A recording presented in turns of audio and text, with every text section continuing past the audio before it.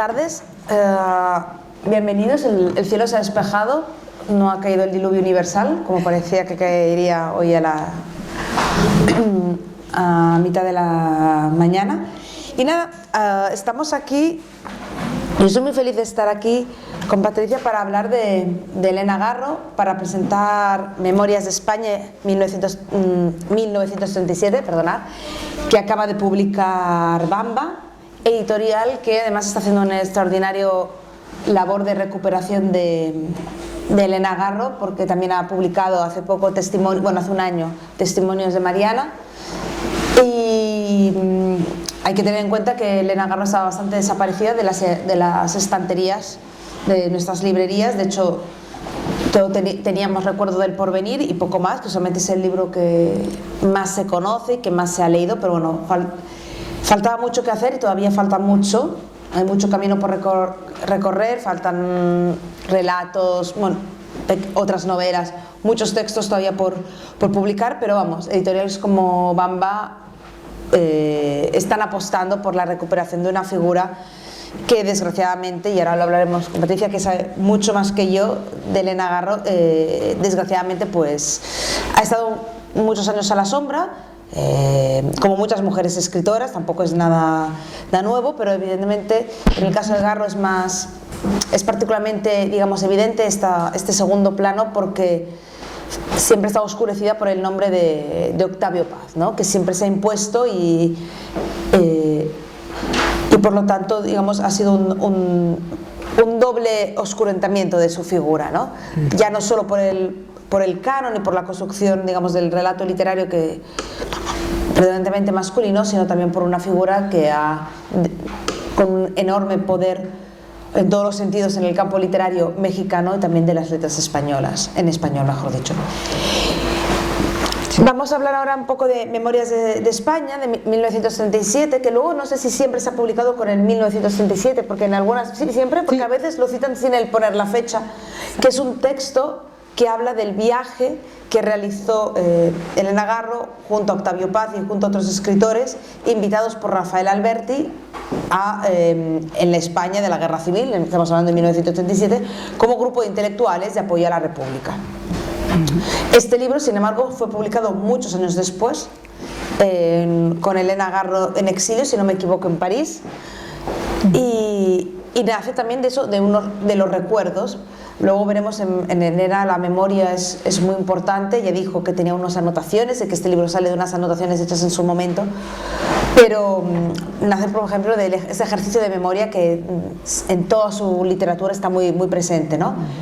Y también aquí nos encontramos, y hay otro elemento clave, y por eso yo creo que es lo interesante de este libro, es este carácter, yo diría, un poco rebelde, ¿no? Inconformista de Elena Garro, porque es un libro que va mucho más allá de ser unos apuntes sobre la experiencia durante esos días en la España en plena Guerra Civil, sino también es un libro que va muy irónico con lo que es el intelectual hombre, ¿no? ¿Qué papel jugó esos intelectuales hombres? Véase como Alberti. Hoy recordaba, antes de venir aquí, que Alberti llegó a decir que para él aquellos años fueron unos años divinos, porque, bueno, de mucha acción, de mucho compromiso, pero bueno, digamos, donde se figuraba más que se hacía, y esto Elena Garro pues lo subraya mucho, y es un tema más recurrente en su biografía, ¿no? Y repetía, en México ella fue muy crítica con la intelectualidad mexicana durante el movimiento del 68 en México, que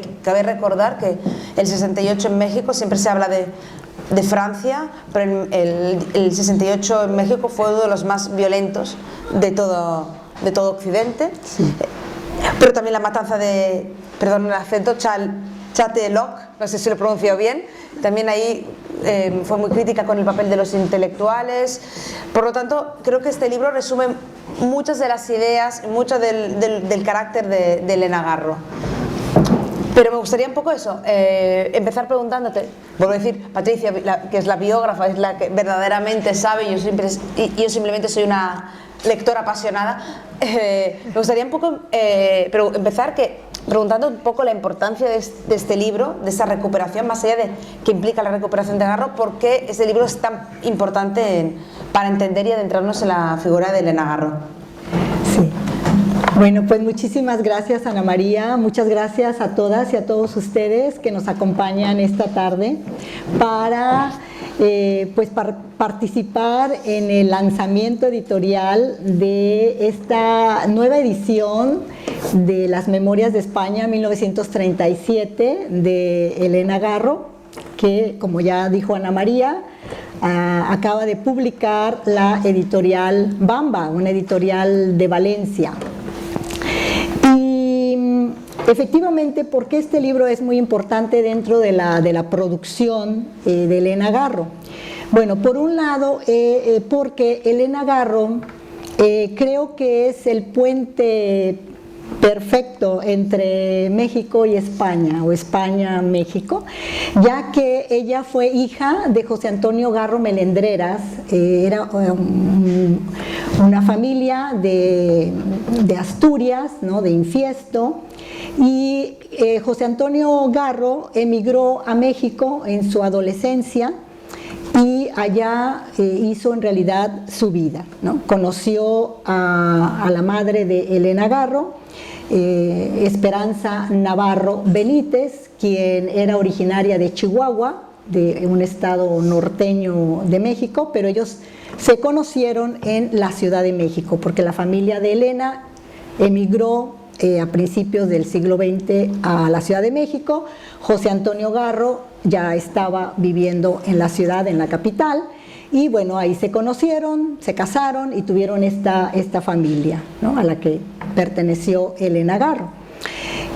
Pero además de eso, es muy interesante que José Antonio y Esperanza,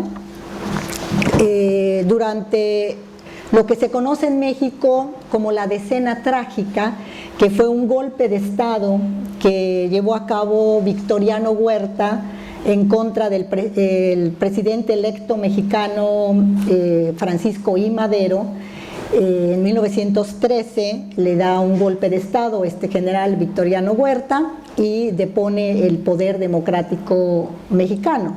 Entonces José Antonio Garro y la madre de Elena eran maderistas, y ante la persecución que va a desatar Victoriano Huerta en contra de los maderistas, José Antonio decide trasladar a su familia a Asturias, ¿no?, a Villaormes, y ahí permanecen ellos unos años y ahí conciben a Elena Garro, ¿no?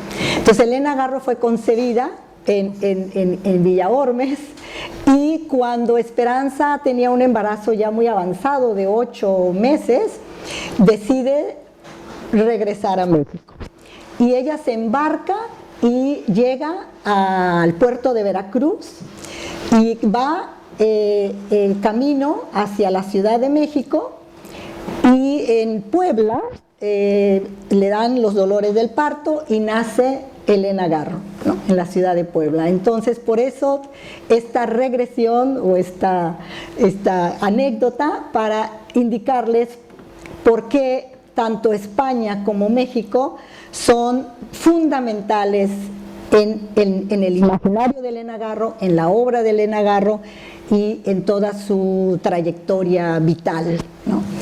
Y luego, recién casada con Octavio Paz, ellos se casaron el 25 de mayo de 1937, 2-3 semanas después de haberse casado.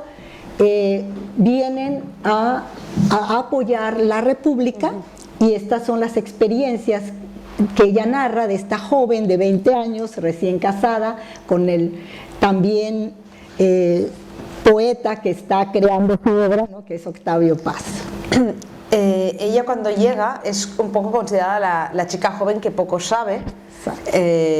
Hay un momento, ¿no?, que bueno, Rafael Berti dice: esta chica solo dice barbaridades, y sin embargo, justamente por la relación, bueno, por el origen español de su padre, sí, ella sabe lo que está pasando mucho mejor que, o no mucho mejor, pero no es la ignorante que ellos consideran que es, ¿no? Exacto. Y Elena Garro apunta esto, ¿no? El paternalismo y un poco el desprecio de Alberti o incluso de Octavio Paz, ¿no? Cuando ella dice un momento, pero aquí yo me quiero ir, estamos hablando de un país en guerra, que ellos, además, la descripción que hace de estos hombres es como que no fueran muy conscientes de lo que estaba pasando, o sea, muchas disquisiciones intelectuales, pero luego ella dice, pero estamos aquí en plena batalla, me quiero ir. Y Octavio Paz dice, nunca te tuve que traer, ¿no? O sea, y quería un poco preguntar esto, ¿no? O sea, ella se casa con este poeta que todavía no es el Octavio Paz que luego conoceremos, pero sí que ella es ya desde el inicio considerada menos y no se la tiene en cuenta. Sí, sí, claro, no se le toma en cuenta porque creo que aquí Elena Garro refleja muy bien el mundo patriarcal, ¿no? Sí. Todo giraba en torno a estos intelectuales, poetas, que pues desde luego vienen a apoyar a la República Española, y tenemos intelectuales, poetas, narradores, etcétera, tanto mexicanos como españoles, ¿no? Que se hermanan en este congreso, en este segundo congreso de intelectuales, ¿no? De apoyo a la República, pero ella aparece siempre como la chica imprudente, ¿no?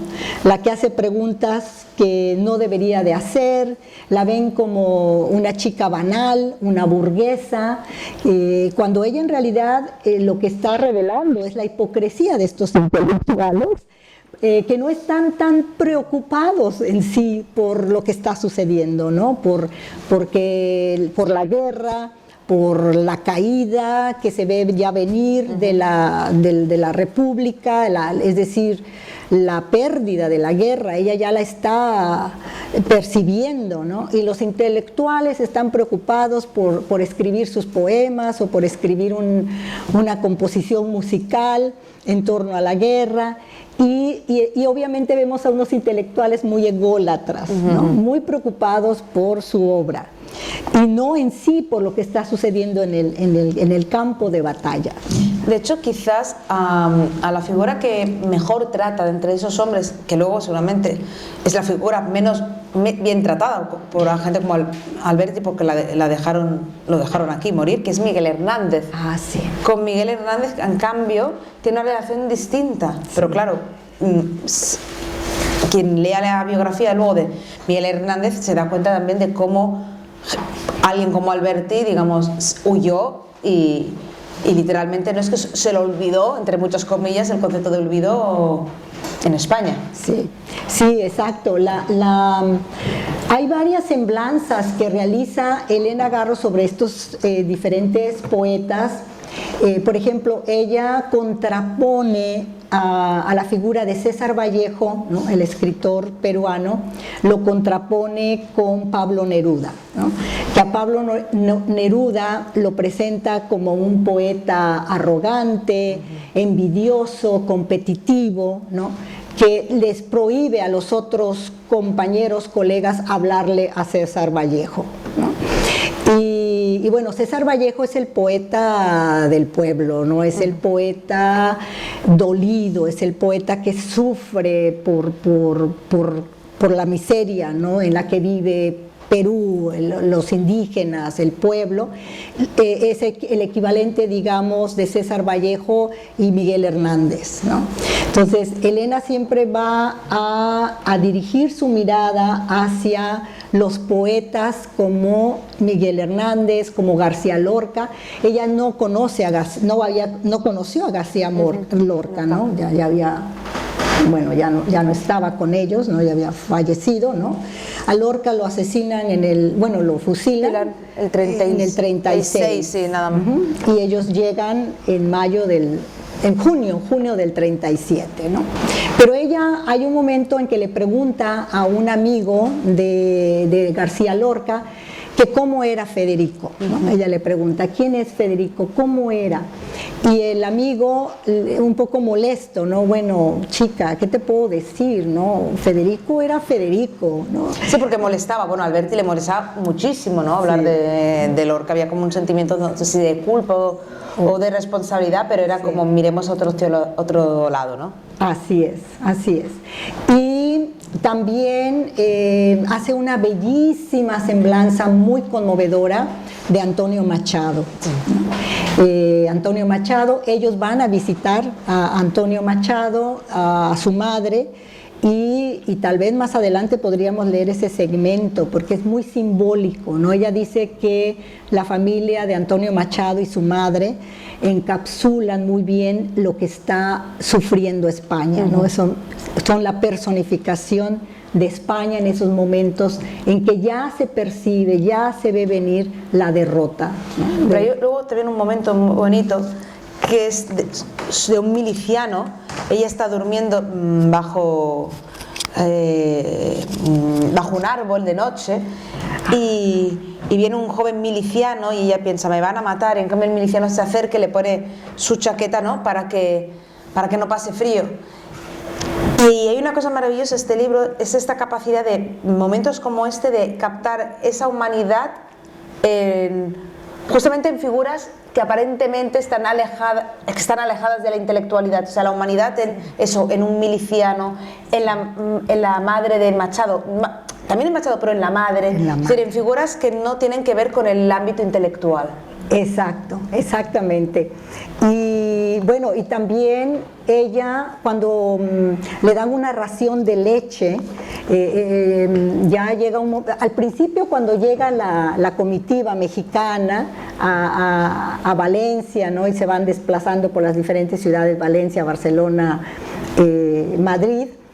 Ella al principio los reciben con unos grandes banquetes, ¿no? Unas grandes comilonas, pero poco a poco, conforme van transcurriendo los días, va desapareciendo la comida, ¿no? No hay comida y todos tienen mucha hambre y todos comentaban, ¿no? Pues yo he perdido 10 kilos, pues yo he perdido 15 y Elena comenta que se moría de hambre, ¿no? Tenían mucha hambre, ya no había un plato de lentejas si bien les iba. Y hay un momento en que llegan a un lugar y Elena está muriéndose de hambre y le dice al dueño ahí del hostal, ¿no? del lugar donde estaban proporcionando los alimentos, le dice, deme algo de comer, lo que sea, lo que sea.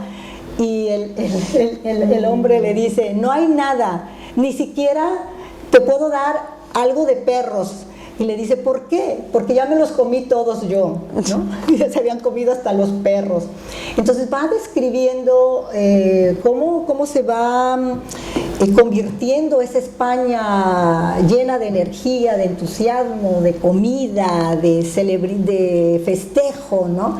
Se va convirtiendo pues ya en la tragedia, ¿no? De la pérdida, de la guerra, del hambre y de la desolación del pueblo.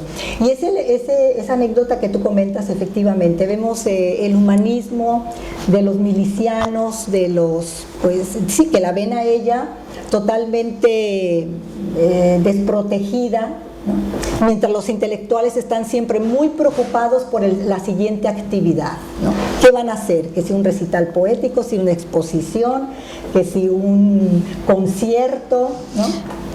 De hecho, a propósito, que has Machado y justo a raíz de lo que estás comentando, hay un momento en que dice, Paz y Serrano trataron de hablar de guerra, de poesía, y yo tuve la sensación de que ninguno de los dos se había enterado de la guerra y de que solo sabían que una enorme tragedia, una tragedia imprevista y sangrienta se abatía sobre ellos como sobre toda España. Si había alguien que pudiera ilustrar lo que sucedía en España era Antonio Machado, su madre y su hermano Manuel, que estaba del otro lado. Me preocuparon los Machado. Escuché hablar a la viejecita de Manuel con la misma voz con la que se refería a su otro hijo, Antonio. Era una pequeña figura goyesca con su falda negra, acampanada hasta los tobillos, su blusa negra de manga larga y su pañoleta bien colocada sobre la cabeza. Y para mí la madre de los Machado quedó como la imagen de España, a la que todos iban a fisgar, a comentar para luego decir, yo la he visto, y después nada. Que creo que son pocas líneas, pero pocas líneas para, digamos, cargarse, dicho muy coloquialmente, todo este congreso de intelectuales. Exacto, exacto. Y esta es una característica de Elena Garro. Elena Garro siempre confrontaba a los intelectuales, ¿no? Tanto en España como en México, porque consideraba que estos escritores, vamos a decir, los que están en el canon, que eran muy hipócritas, ¿no? o que eran muy ególatras, y ella los confrontaba, ¿no? Digamos que desmantelaba su pretensión de ser los grandes creadores o inventores o renovadores de la poesía o de la narrativa, ¿no? Y en fin, entonces esa percepción que vemos aquí de esta Elena rebelde, irreverente, que la consideraban siempre una imprudente, una burguesa, porque además ella no comulgó nunca con el comunismo, ¿no? Para ella el comunismo no era más que otra cara de la misma moneda del capitalismo, ¿no? Entonces, si ella era anticomunista, pues claro que no estaba bien vista, ¿no? Por estos intelectuales comunistas, ¿no? Que luego, aquí me gustaría relacionarlos a salir un momento del libro para contextualizar, porque antes hablabas, ¿no?, de César Vallejo, del pueblo. Elena Garro tuvo muchos problemas en México porque frente a ciertos conflictos ella siempre se posicionó al lado del campesinado, no a la ciudad. De hecho, fue acusada incluso de estar detrás de determinadas revueltas, y esta acusación la llevó hasta el exilio, ¿no? Porque luego, hablamos antes de la conexión con España, luego Elena Garro volvió a España con su hija, de España pasó a París, pero vivieron muchos años en exilio justamente por esto, ¿no? Entonces me gustaría preguntar también esto, ¿no? A ampliar esta cuestión y ver cómo de qué manera esta atención por el pueblo viene también de esa preocupación, o se verá más posteriormente en México, por la preocupación por el campesinado. Exacto, exacto. Esa misma mirada crítica, desenfadada, osada, valiente de Elena, que ustedes van a ver aquí en estas memorias. Además, el sentido del humor es extraordinario, ¿no? Por ejemplo, antes de pasar al tema del 68, la parte donde ella ve unas capas, creo que en la Cuenca menciona, pero ellos no tienen dinero para comprar una. Ella quiere una de estas capas, ¿no? Así es que se va a ver, sabe que ahí hay un mexicano muy rico y lo va a buscar, ¿no? Y le va a pedir dinero para poder comprar una capa. Pero después pensé que en lugar de una quería dos, ¿no? Y va y pide el dinero y va y se compra las capas. Que para Octavio Paz, para los colegas, ¿no?, era completamente una actitud burguesa, exactamente, esta niña burguesa, ¿no?, que está preocupada por comprarse un par de capas en lugar de, desde su punto de vista, de armar una actividad intelectual, ¿no? Pero bueno, entonces, Elena no es hipócrita. Es decir, Elena dice, sí, me gusta una capa, la quiero, ¿no? Me interesa, ¿por qué no? O ella fumaba y le gustaban los cigarros Lucky Strike, ¿no? Sí, que eran Lucky Strike. Sí, que eran los cigarrillos que traían los americanos. Entonces ella decía, bueno, yo necesito fumar, y encontraba la manera de adquirir los cigarros, ¿no? Y después, claro, los intelectuales se los pedían, ¿no? Y ella se los ofrecía. Pero entonces en Elena no va a haber esta idea de hay que pretender, ¿no? No pretender, yo soy así, esto es lo que me interesa, es lo que quiero, ¿no? Y esto también sucedió en México, porque en México Elena Garro va a estar siempre muy preocupada por los campesinos, por los indígenas, despojados de sus tierras, masacrados por los terratenientes, ¿no? Por los políticos, por los gobernantes. Y se va a convertir en una verdadera activista. Desde finales de los años 50, ella va a convertirse en una activista, en defender a los campesinos, en enfrentarse a los terratenientes, a los políticos, luchar a través del periodismo. Ella hizo también mucho periodismo social, para criticar al gobierno, revelar las atrocidades que se cometían en el campo y luchar, ¿no?, por estas clases desprotegidas. Entonces, Elena a veces iba a los pueblos indígenas, pueblos muy pobres, ¿no? Iba vestida muy elegantemente, con abrigos elegantes o con ropa que quizás no se esperaba que esta mujer, porque además era muy carismática, era rubia, era muy alta, con una gran personalidad, ¿no? Y llegaba y enfrentaba ahí al cacique indígena y le decía, bueno, me va a sacar ahorita esos campesinos que tiene ahí, que los ha envenenado usted, se les enfrentaba y ahora mismo les va a abrir la puerta y me los va a sacar de ahí donde los tiene encerrados, ¿no?, que los están envenenando, etcétera. Entonces, claro que los caciques indígenas vendidos, que eran mercenarios, ¿no?, del señor terrateniente, pues se impactaban de ver a esta mujer así toda despampanante, ¿no?, y muy aguerrida. Entonces esa era Elena, ¿no?, y la criticaban enormemente el grupo intelectual mexicano. Decían, ay, Elena, siempre con sus trajes tan elegantes, Chanel o no sé, y según ella muy proindígenas, ¿no? Pero Elena era más defensora, fue siempre más defensora de los campesinos que los intelectuales que escribían artículos desde su escritorio y que no se iban a los pueblos a defender a los indígenas, ¿no? Entonces siempre ha habido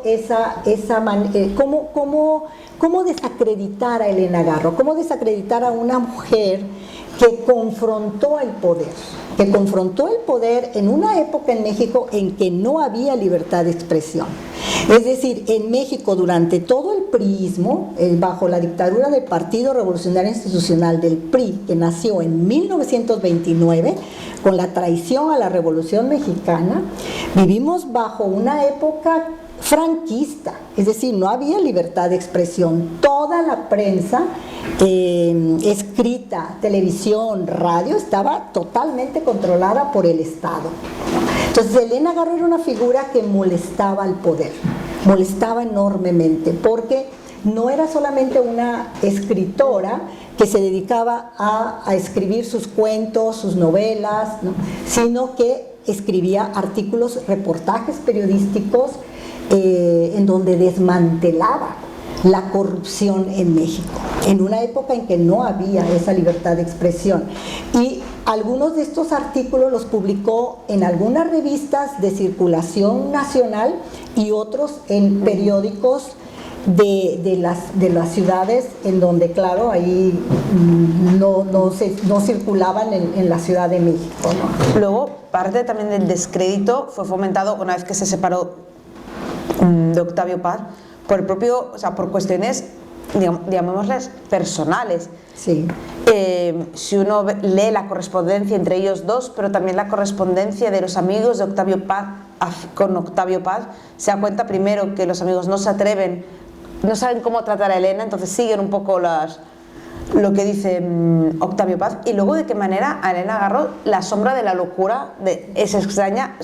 La locura, sabemos todos que tradicionalmente además ha sido una de las acusaciones que ha servido para encerrar a las mujeres física y metafóricamente, ¿no? Y de qué manera en el caso de Elena Garro se volvió a jugar esta carta, ¿no?, la carta de la locura. Claro, y esa carta de la locura la vemos ya aquí en las Memorias de España, ¿no? O sea, es la niña burguesa, la joven imprudente, la joven loca. Ay, pobre de ti, Octavio, ¿cómo puedes vivir al lado de esta joven que solamente te causa problemas, ¿no?, etcétera? Porque es una figura irreverente, no va a ser la típica esposa, compañera, callada, sumisa, obediente, al contrario, va a estar siempre, constantemente cuestionando. De hecho, volviendo, por ejemplo, mencionando el otro libro, Testimonios de Mariana, ahí, por ejemplo, bueno, todos sus textos tienen un fuerte componente autobiográfico, pero ahí se habla de una huida que es de una madre y una hija. que podríamos leer como la huida de Garro con su hija, a la cual además había una relación estrechísima. Sí. Estrechísima, y con la cual vivió auténticas penurias, también porque no podía publicar. O sea, en ese silenciamiento pasa también por el hecho de que nadie le publicaba. Y cuando volvió, si no me equivoco, a publicar, y a los 80 empezó por el teatro, ni siquiera era no era novela, no eran cuentos, empezó siendo reivindicada a través del teatro.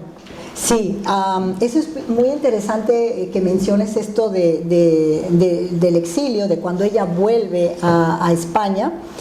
Bueno, en el 68 quizás algunos de ustedes ya tengan alguna idea de lo que sucedió en México el 2 de octubre, la masacre de Tlatelolco, que fue perpetrada por el gobierno de Gustavo Díaz Ordaz. Es, digamos, el 68 francés en México, ¿no? Los estudiantes se habían levantado, estaban protestando en contra de la falta de la libertad de expresión, falta de democracia, el acoso policíaco, la persecución policíaca, en fin. Y Elena Garro no pertenecía al movimiento estudiantil. Ella no perteneció al movimiento estudiantil. Ella en realidad se alió a Carlos Alberto Madrazo Becerra, que era un político, que toda su formación fue priista, es decir, su formación era del partido en el poder. Pero Madrazo fue un político que en un momento dado de su carrera vio la necesidad de que por lo menos dentro del partido hubiera algo de democracia. Porque en México, desde 1929, en la jerga política se daba lo que se conocía como el dedazo.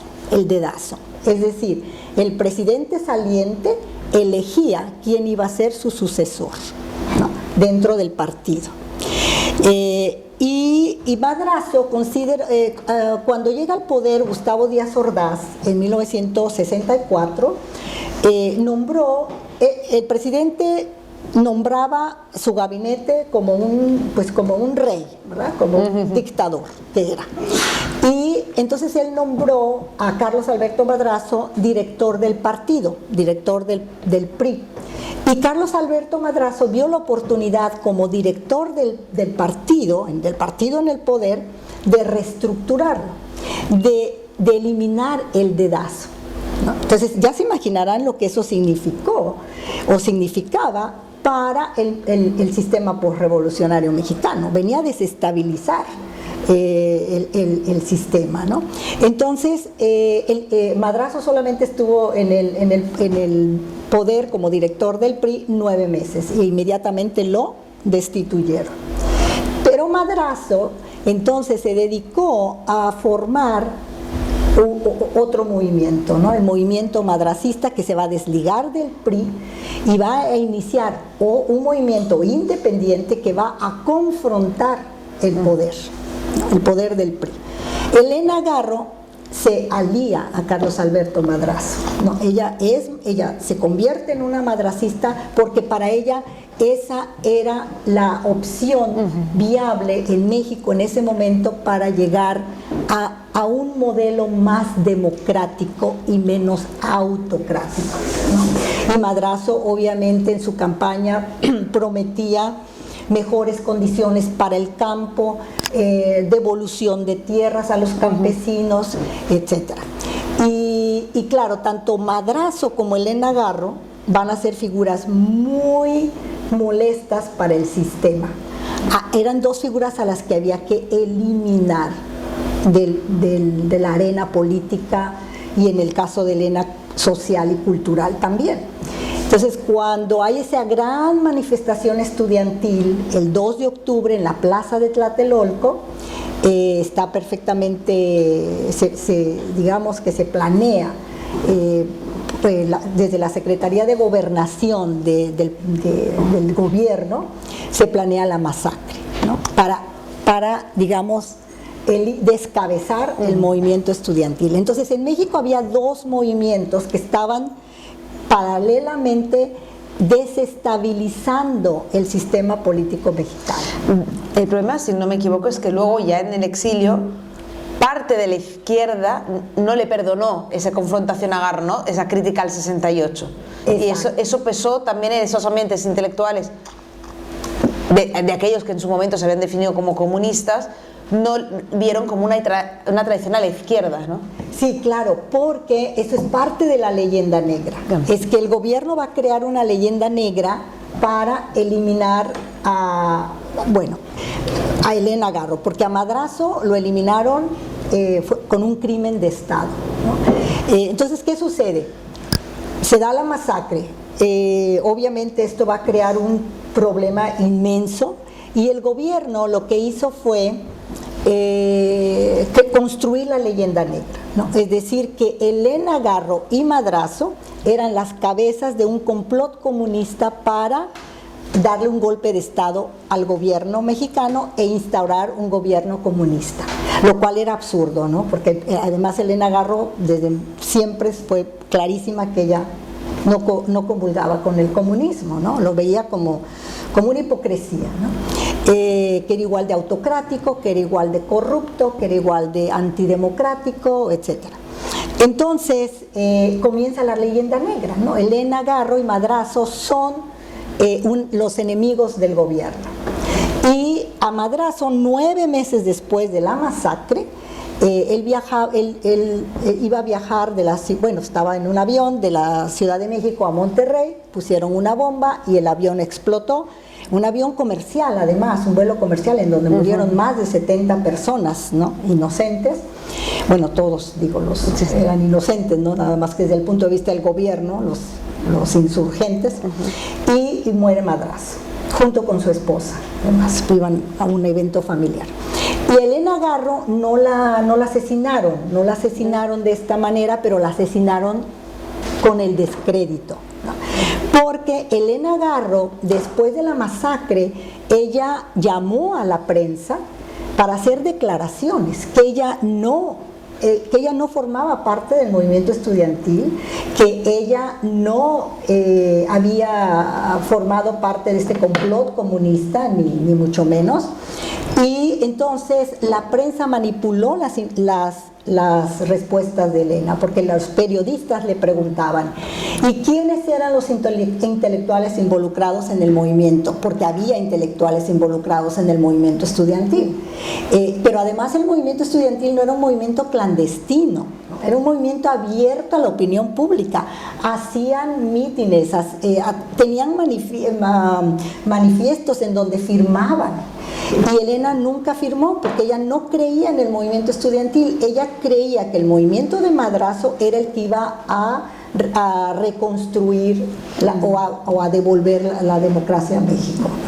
Entonces ahí comienza la leyenda negra, porque la prensa la convirtió en la traidora. Según la prensa mexicana, Elena Garro dio los nombres de los 500 intelectuales involucrados en el movimiento, lo cual no es cierto, ¿no? En México había una policía secreta, que era la Dirección Federal de Seguridad, que era la Gestapo mexicana, y la DFS, obviamente esta policía secreta sabía perfectamente qué intelectuales estaban involucrados en el movimiento estudiantil, porque lo hacían abiertamente, ¿no? Claro que ya tenían esos nombres, pero se los atribuyeron a Elena Garro, que Elena Garro había proporcionado esos nombres. Estos intelectuales que tú mencionas son los que la van a odiar, la van a detestar, la van a catalogar de traidora, de la cantante del año, etcétera, porque esos intelectuales son los intelectuales del canon, son los intelectuales del status quo, ¿no? Desde Carlos Fuentes, Carlos Monsiváis,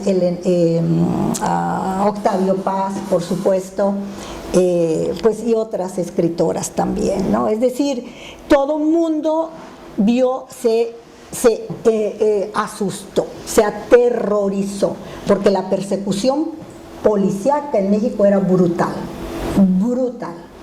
Así es que ahí comienza la leyenda negra, ¿no? Comienza el exilio de Elena. Elena va a vivir de 1968 al 72 en México, a Salto de Mata. No va a poder volver nunca a su casa, va a estar bajo la vigilancia de la DFS, y En el 74 ella siente amenaza de muerte y es cuando viene a España. Primero a Nueva York. Que pide asilo y no le dan el asilo en Estados Unidos. Exacto. Llega a Estados Unidos, a Nueva York, pide asilo político, se lo niegan y en el 74 le niegan el asilo en abril, para finales de mayo del 74 decide volar a Madrid, porque acá tenía familia, ¿no? Y por la conexión obviamente con su familia paterna, y llega aquí a España y bueno, aquí se la ve muy mal, ¿no?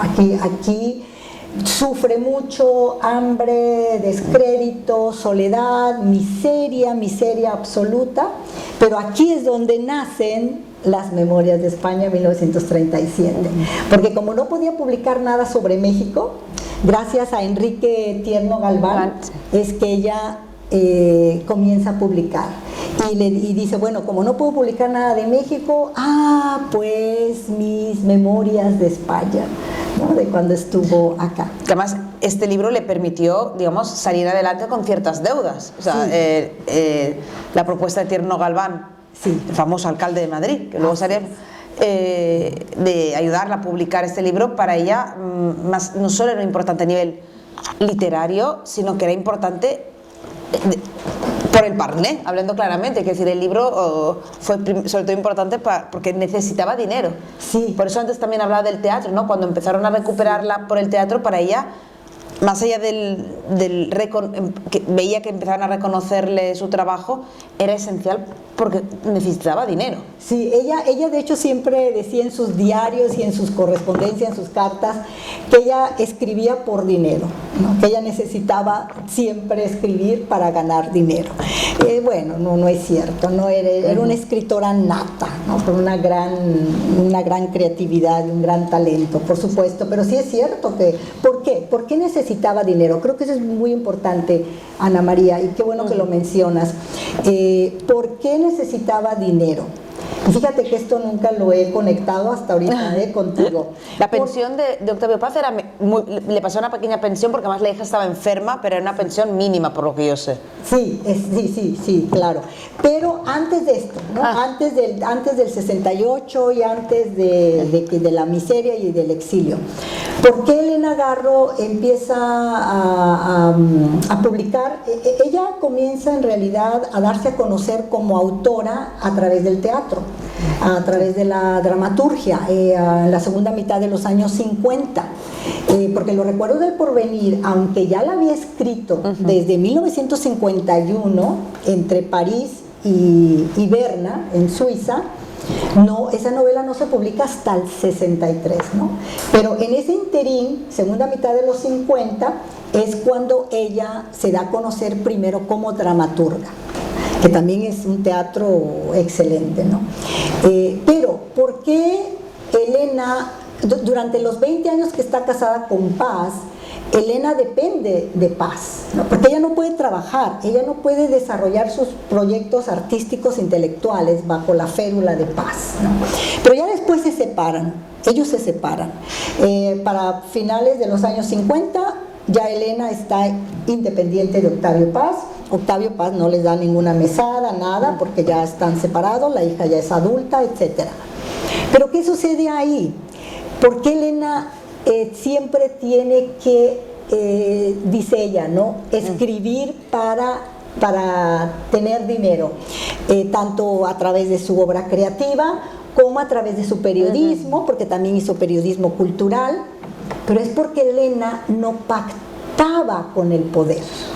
O sea, los intelectuales, el grupo intelectual en el que se movía Elena Garro, todos tenían puestos en las mejores editoriales, ¿no? Eran editores o lectores, o sea, tenían puestos importantes, o tenían puestos en las instituciones culturales mexicanas, o eran diplomáticos. Muchos escritores mexicanos han sido diplomáticos, o también dirigían los suplementos culturales más importantes en aquella época, en los 60 en México. Pero Elena siempre defendió ante todo la libertad de expresión, porque ella sabía que si trabajaba, vamos a decir, se conectaba, trabajaba en el Fondo de Cultura Económica, ¿no?, que es una editorial paraestatal, en donde muchos escritores han trabajado ahí, o si trabajaba en el Instituto Nacional de Bellas Artes, ¿no?, o en la Secretaría de Educación en aquella época, pues su libertad de expresión iba a estar coartada. ¿Por qué? Porque en México todas estas instituciones viven del erario, ¿no? O sea, su presupuesto sale del gobierno. Y si tú eres un empleado burócrata del gobierno, aunque seas intelectual, aunque seas el gran pintor, el gran escritor, no puedes decir abiertamente lo que sucede, en este caso lo que estaba sucediendo en México, sobre todo en el campo, ¿no?, y la falta de democracia. Bueno, de hecho, Recuerdos del Porvenir es una metáfora absoluta de la realidad del campo. O sea, hay que leerla. No sé si podemos hablar de una ucronía, pero sí, evidentemente es una novela que refleja la realidad política con ese cacique Rosas, ¿no? Bueno, dictador más que nada. Sí, exactamente. Es un microcosmos del macro que era México, ¿no? Hablabas de París, de la primera estancia en París, donde ya conoce a André Breton, Picasso, Picabia. Creo que es interesante porque es verdad que siempre se le ha relacionado o se ha comentado esos elementos de, llamémoslo, realismo mágico de su obra, que evidentemente Rulfo más está ahí, porque parece que no se puede hablar de si hay magia en México, es Rulfo y viene directo de ahí, pero también viene mucho directo de las vanguardias que ella conoció en Francia. No viene solo de Rulfo, sino que viene de un Breton, por ejemplo, ¿no?, de ese surrealismo o de un Picasso o de Picabia, ¿no? Sí, claro. Yo creo que ahí hay dos corrientes que se tocan, ¿no? Por un lado, el surrealismo, porque Elena Garro era una mujer muy culta. Aquí es muy importante mencionar, porque esta es otra falsedad, de que Elena Garro se hizo escritora,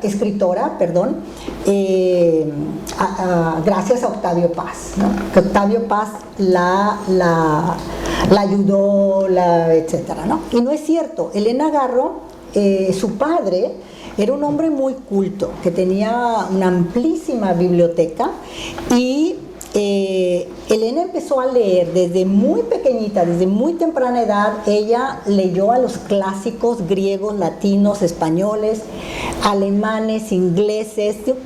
Elena, cuando conoce a Octavio Paz, es una chica que tiene una cultura muy sólida y muy amplia, y además hablaba inglés, francés y español, y estudiaba latín. Ella era estudiante en la UNAM, en la Universidad Nacional Autónoma de México. Entonces, Elena ya es toda una figura intelectual dentro de lo que en aquella época era un México pequeño, pero ya con y esto era muy inusual, porque en aquella época las mujeres no se preparaban a ese nivel, ¿no? Entonces es una mujer culta, muy bien estudiada, que también hay esa idea de que si no hubiera sido bueno, les voy a contar una anécdota. Cuando yo estaba escribiendo testimonios sobre Elena Garro, que es digamos, la biografía de Elena del año 2002, el editor en aquella época, 2001, el editor me mandó las galeras. Eran cuando las galeras se mandaban en papel, ¿no?, en impreso. Ahora todo es digital. Y para que yo revisara las galeras, ver si había errores, etcétera, ¿no? Entonces, me llegó con las correcciones del corrector de estilo de la editorial. Y uno de los insultos más terribles que bueno, he tenido me han insultado muchísimo, y a Elena también, pero este corrector de estilo indicó, porque en mi discurso sobre este libro, pues obviamente me dediqué a desmantelar todas estas pues falsedades, ¿no?, que hay en torno a la figura de Elena, de que Octavio Paz fue quien hizo a Elena Garro. Ella se hizo escritora gracias a Octavio Paz. Elena Garro conoció a los surrealistas porque vivieron juntos en París en los años 40, y gracias a Octavio Paz, Elena, gracias a Octavio Paz, ¿no? Entonces, y yo deconstruyo toda esa historia porque Elena era una chica muy preparada, y el corrector me puso: si no hubiera sido por Octavio Paz, Elena Garro hubiera sido bailarina de circo, ¿no? Imagínense.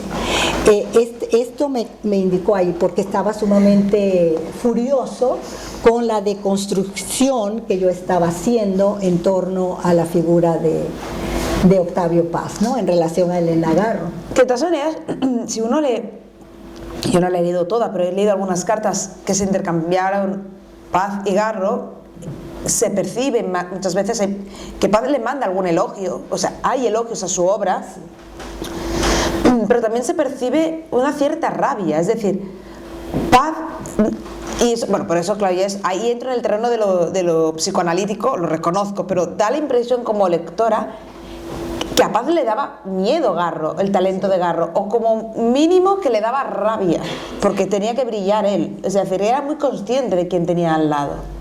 Sí. Hay testimonios de tanto en las cartas, en la correspondencia de Elena Garro, como en sus diarios, de que Octavio Paz le pedía a Elena Garro que destruyera sus escritos, ¿no? Y Elena destruyó muchos materiales, ¿no? Sobre todo, miren, ellos vivieron en París en la época de la posguerra, de 1946 a 1952. Porque Octavio Paz tenía un puesto en la Embajada de México en París, ¿no?, en la posguerra. Y en esa época, en ese periodo, es cuando Elena escribió diarios, empezó Los Recuerdos del Porvenir en el 51, y bueno, entonces le decía que quemara o que destruyera sus materiales, ¿no? Porque le decía, porque tú escribes como hombre y tú escribes mejor que yo. De hecho, Octavio Paz le decía a Elena Elencitos, ¿no?, Elencitos, porque escribía como hombre. Es decir, que las mujeres no pueden escribir a la altura de los hombres. Si escribes bien, si eres talentosa, es porque tienes una mentalidad masculina. Bueno, eso me hace pensar que cuando aquí en España Pardo Bazán empezó a escribir, hay reseñas como un poco dicen, es buena porque se nota que no es mujer. Exacto, ¿no? es la misma idea. Exactamente, exacto. Y volviendo a lo del surrealismo, porque creo que hay un tema muy importante, es que por un lado, sí, claro, tenemos el movimiento, las vanguardias de principios del siglo XX que Elena conoció muy bien, era una lectora asidua, ¿no? Elena leía constantemente, como pues, desde toda su formación, pero además siempre escribía, ¿no? O sea, era una compulsión en ella, ¿no? Escribir desde diarios, cartas. Sus cartas son sumamente extensas, muy reveladoras, y su obra creativa, ¿no? Pero por otro lado, además de que ella conoció estas vanguardias, también no hay que olvidar que el realismo mágico al que se le atribuye a Elena tiene sus orígenes en la cosmovisión prehispánica, ¿no? Que Elena Garro no le gustaba que la etiquetaran, la encasillaran como madre del realismo mágico, porque decía, el realismo mágico ha existido siempre en los pueblos prehispánicos, ¿no?, en el mundo indígena, es su manera de entender el mundo, ¿no?, esta manera mágica, porque ella creció en el mundo, en ese mundo. Cuando ellos vivieron en Iguala, que ella era niña, en Iguala Guerrero, a principios de, pues sí, entre 1926 y 1932, las nanas y los mozos indígenas que trabajaban con sus padres, no en su casa, pues eran como su segunda familia, ¿no? Y entonces ese mundo que aparece en los recuerdos del porvenir, ese realismo mágico, Elena lo que hace en realidad es llevar a la literatura ese mundo de los indígenas, ¿no? Que para ella es parte de nuestra identidad. Es decir, somos los mexicanos españoles, tenemos herencia hispana, desde luego, pero también tenemos herencia indígena. Y Elena siempre criticó el racismo de los mexicanos en contra de los indígenas. Fuertísimamente lo criticaba. De hecho, llegó a decir en una ocasión que los mexicanos, si algún día reconociéramos lo valioso de ese mundo prehispánico, en ese momento íbamos realmente a crear la verdadera literatura, ¿no? Porque mientras hubiera ese divorcio, esa separación, ese racismo, esa discriminación en contra de los pueblos indios, México no tenía futuro, decía ella. México no tenía futuro. Que a propósito también eso de etiquetas, ¿no? Que a ella no le gustaba que la denominaban como eso, la madre del realismo mágico también. Ahora, claro, visto desde nuestro presente, es una mujer evidentemente que se abrió camino y se enfrentó a un mundo patriarcal, pero por lo que yo tengo entendido, no es alguien que hizo particularmente alarde del feminismo, no es alguien, quiero decir que nosotros podemos hacer una lectura feminista de su figura, un par también de su obra, pero bueno, sobre todo de su figura, pero ella nunca se autoproclamó feminista, ni hay textos donde ella aborde el tema, ¿no? No, exacto, muy buen punto, Ana María, excelente que lo comentes, sí, porque por varias razones, ¿no? Porque yo creo que Elena ante todo es creadora, ¿no? Algo que le molestaba enormemente eran las etiquetas y también todo lo que se convirtiera en doctrina, ¿no? Porque los movimientos feministas pueden llegar a convertirse en doctrinas, ¿no? Y a ella no toleraba que le dijeran lo que tenía que comentar o lo que no debía decir, ¿no? Y ante todo siempre va a defender la libertad de expresión. Y no comulgó con los movimientos feministas porque los veía como doctrinas, ¿no? Y ella estaba en contra de esto. Para ella lo más importante siempre va a ser esto, ¿no? Decir lo que yo quiero cuando yo lo que considero que debo de decir. Y las etiquetas, nada. Ahora, de que su obra es feminista, de que Elena luchó por la igualdad de género, así como luchó por los indígenas, como ella dijo, luché por ellos hasta que me hundí con los indios, porque se hundió por su lucha, por su defensa, por los desposeídos, igual luchó por la condición de la mujer. Un poco terminando, ya que llevamos casi una hora, quería hacer un poco el punto en el que estamos ahora con la recuperación, porque solamente el punto de aquí no es el punto de México. Yo antes decía que en México, por ejemplo, el teatro de Elena Garro fue lo primero en ser reivindicado, cosa que aquí, por ejemplo, yo creo que, bueno, personalmente, por ejemplo, yo lo desconozco por completo, no he tenido acceso a él. Me gustaría un poco saber eso, primero, el punto en esta recuperación de Garro, que aquí ahora empezamos con Bamba, pero hay mucho, me hablabas antes, ¿no?, de la publicación de Inés. Exacto. Entonces, eso, un poco, ¿qué falta aquí o cuánto nos falta aquí y en qué punto está en México ahora la figura, esa recuperación o reivindicación? Sí, la recuperación de Elena en México está bastante sólida. Se han reeditado sus obras en diferentes editoriales. Hay ya afortunadamente ya no dependemos de la prensa tradicional, ¿no? La prensa escrita, la radio, la televisión, ya tenemos también las redes sociales, porque en México obviamente la leyenda negra en contra de Elena Garro persiste, vigente, fuertísima, y el grupo de Octavio Paz, digo el grupo porque son los seguidores, ¿no? Los escritores del canon, defienden a capa y espada la posición de Paz. Entonces eso persiste, eso es un hecho, pero la obra se ha recuperado, se ha reeditado. Ya hay universidades en donde en los planes de estudio se está leyendo más a Elena Garro. Sin embargo, yo considero que mientras Elena no sea lectura obligatoria en los planes de estudio en México, desde los planes de estudio desde la secundaria, la preparatoria y a nivel universitario, sigue siendo todavía una escritora desconocida para la gran mayoría de la población en México, ¿no? Entonces todavía hay mucho trabajo que hacer en México, y en España pues apenas estamos llegando a colocarla, ¿no? Porque España es muy importante para Elena Garro en toda su obra, ¿no? Y aquí en España lo que se ha publicado, Los recuerdos del porvenir, que es la novela más emblemática de Elena. Ahora, gracias a Bamba, ustedes pueden leer sus memorias de España, 1937, testimonios sobre Mariana. Espinas, en Madrid, acaba de publicar su novela Inés, y bueno, falta mucho todavía, falta su teatro, que no, ese no se ha editado en España, no.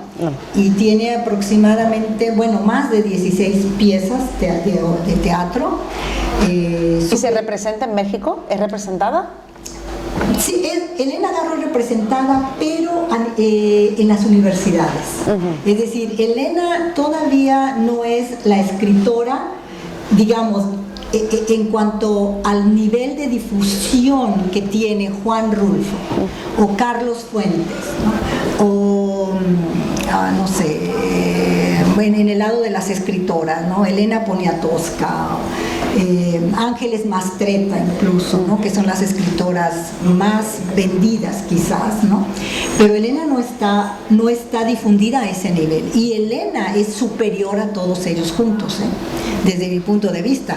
Yo creo que si ustedes la leen, no creo que estén en desacuerdo conmigo. Es una escritora versátil, polifacética, trata temas tanto como este de la guerra civil, como esta novela sumamente compleja, ¿no? Tiene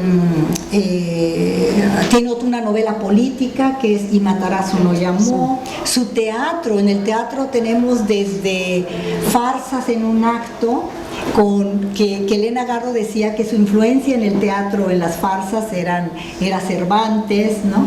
Ella sobre todo decía que de sus influencias eran Cervantes, Lope de Vega. Y luego están los relatos, ¿no? Porque también es una autora de relatos. También, exacto. También fue cuentista, tiene cuentos, La Semana de Colores, Andamos oyendo Lola, que son los relatos del exilio aquí en Madrid, ¿no? Bueno, aquí en España, pero bueno, ella vivió en Madrid. Muy versátil, muy polifacética, una escritora muy interesante, ¿no? Pues nada, con esta invitación a la lectura aquí lo dejamos. Muchísimas gracias por venir.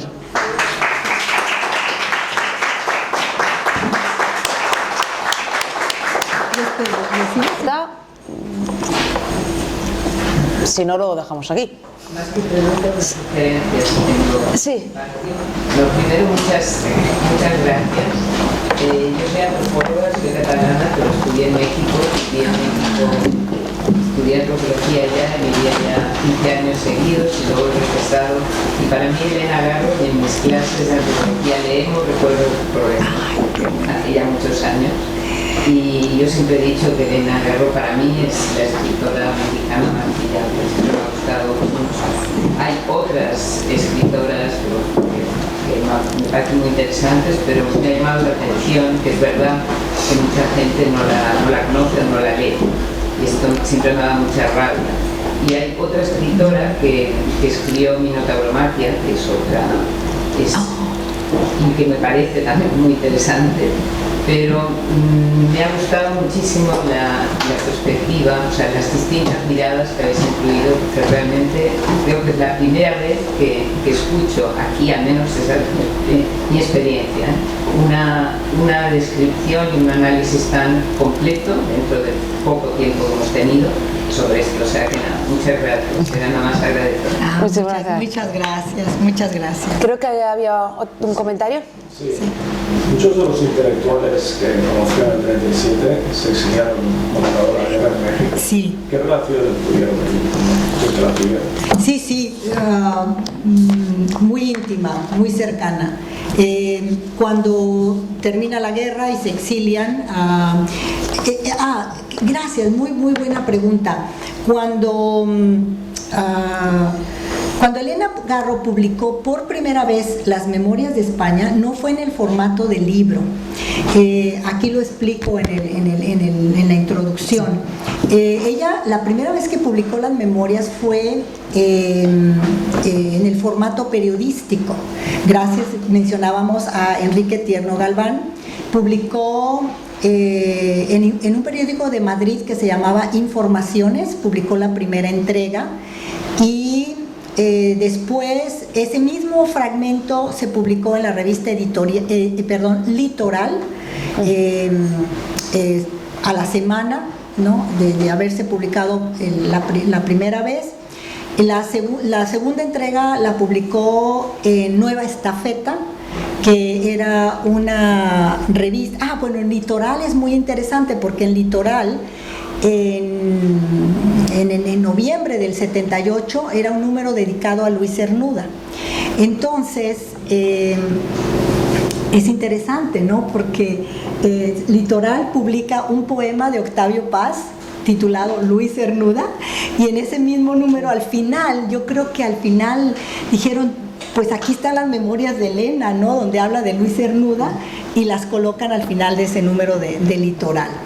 Luego en Nueva Estafeta, en enero, aparece otra entrega, y en Cuadernos Hispanoamericanos aparece la última entrega en abril del 79. Entonces, la primera vez que Elena publica estas memorias no es en formato de libro, sino como artículos periodísticos, ¿no? Y después, en 1986, Emilio Carballido, un dramaturgo muy amigo de Elena Garro, le dice: Elena, hay que publicar tus memorias, constrúyelas, ¿no?, hazlas en formato de libro. Y Elena se entusiasma porque para esto ya, como tú mencionaste, en 1980 se rompe el silencio, el ostracismo en contra de Elena, y se comienza a publicar. Se publica Andamos oyendo Lola en 1980, se publica Testimonios en el 81, que gana el premio novela Grijalbo, se publica Reencuentro de personajes, La casa junto al río, ¿no? Entonces, digamos que del 80 al 83, Elena está muy feliz, estaba en el exilio todavía, ya estaba en París y estaba muy contenta, dice: ay, ya estoy ganando dinero, ¿no? Ya están publicando mis libros, y entonces se entusiasma tanto, y Emilio Carballido le dice: mándame tus memorias de España 1937, yo busco acá un editor, ¿no?, que te las publique. Y de hecho entran en negociación, están a punto de firmar el contrato con la editorial Océano en la Ciudad de México para publicarlas. Pero se entera Octavio Paz. A principios de 1987, por una conversación que tiene Elena Paz, la hija, con el papá, se enteran que Elenita Paz le dice: no, mira, papá, necesito dinero. Y el papá: no, ustedes gastan mucho, mira todo lo que ha estado ganando tu madre con todo ese dinero que le han estado pagando por estas novelas que habían salido. Y le dice: no, papá, fíjate que no, le están pagando muy mal, mi mamá va a publicar sus memorias de España 1937 y le van a pagar muy poquito. Y le dice, ¿no?, que le van a pagar $200, eso es lo que le estaba ofreciendo la editorial Océano. Y entonces Octavio se enfurece y le dice: dile a esa infame que si publica las memorias, la demando. Entonces Elena Garro se asusta y le dice: dile que las retiro, que en este momento retiro la publicación, ¿no? Y Octavio Paz le contesta a su hija Elena y le dice: pues dile que las queme y que se vaya con ellas al cielo, pero que no las publique.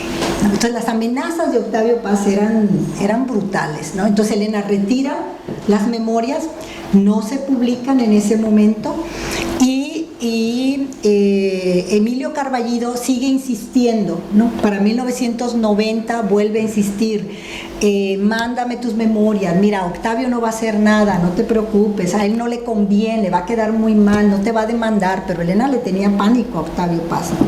Porque él ejercía la venganza, ¿no?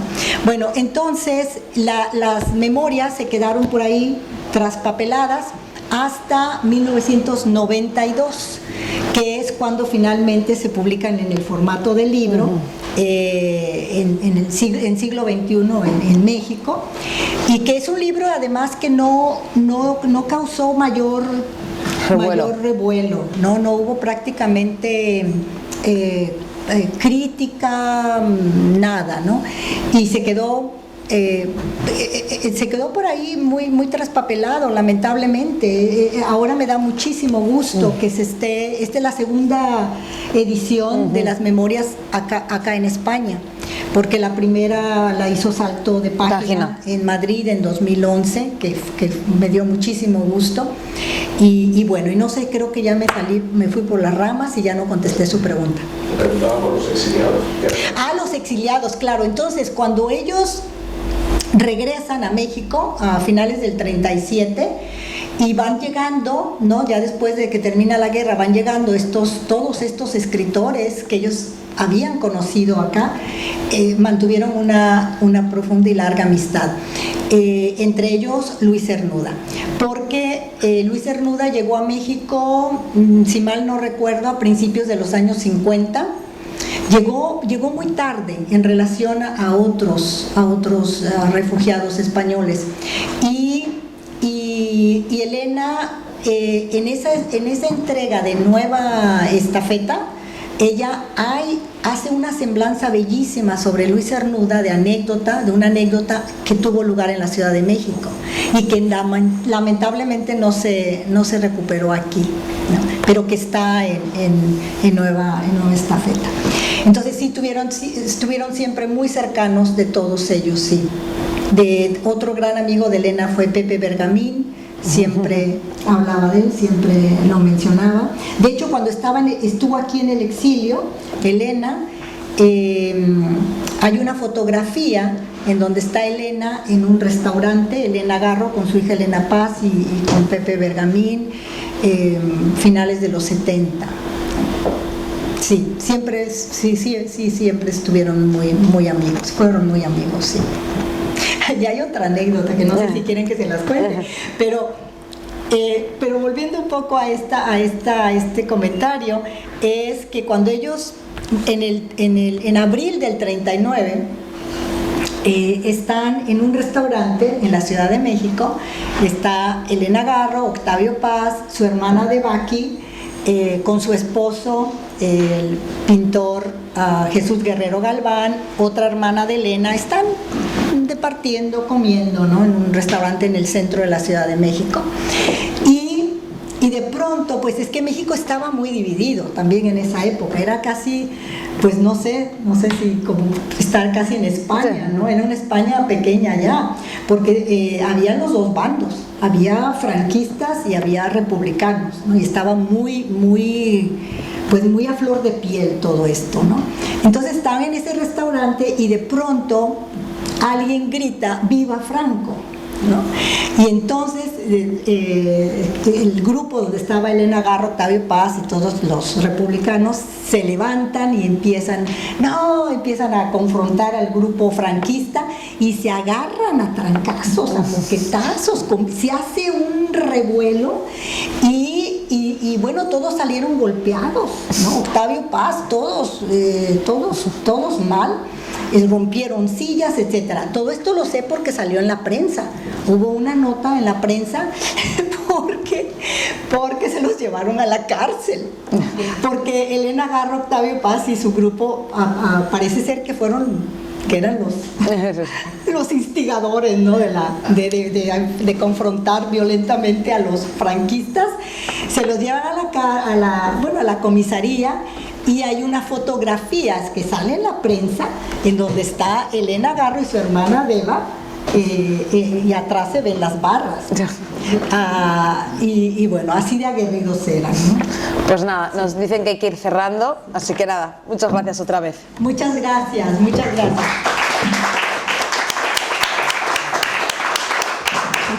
No, a ti, por favor.